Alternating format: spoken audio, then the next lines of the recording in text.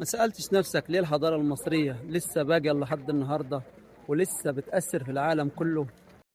تعرف إن في حضارات عظيمة اختفت وما بقاش ليها أثر، بس في حضارة واحدة رفضت تموت. الحضارة المصرية لسه عايشة لحد النهاردة. لو بصيت حوالين العالم هتلاقي حضارات كتير قامت وسقطت تاني. بابل وأشور والإغريق والرومان وغيرهم كتير، كلهم بقوا تاريخ، لكن الحضارة المصرية مش بس تاريخ، دي حضارة عايشة.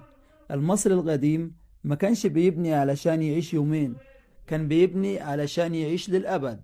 من أول الأهرامات لحد المعابد لحد النقوش اللي لسه بتحكي قصته بعد آلاف السنين. كان سر بقاء الحضارة المصرية مش في الحجر وبس، السر الحقيقي كان في فكرة الخلود. المصري القديم كان مؤمن إن الحضارة مش بتنتهي بالموت. المصري القديم كان مؤمن إن الحياة مش بتنتهي بالموت، دي مجرد مرحلة وبعدين في بعث وحساب وخلود. علشان كده سجل اسمه ونقش تاريخه وبنى مقابر كأنها بيوت أبدية مش قبور.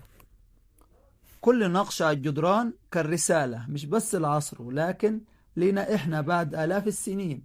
كأنه كان بيقول أنا هنا واسمي مش هيموت وحضارتي هتفضل عايشة.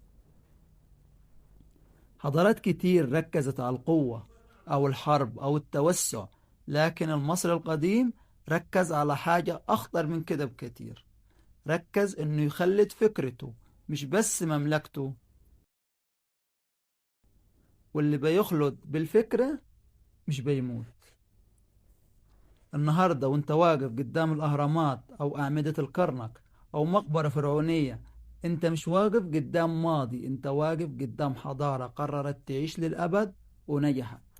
الحضارة المصرية ما انتصرتش ولا ماتتش، لأنها ما كانتش حضارة زمن، دي كانت حضارة خلود. في الحلقة الجاية هتعرف سر تاني خطير.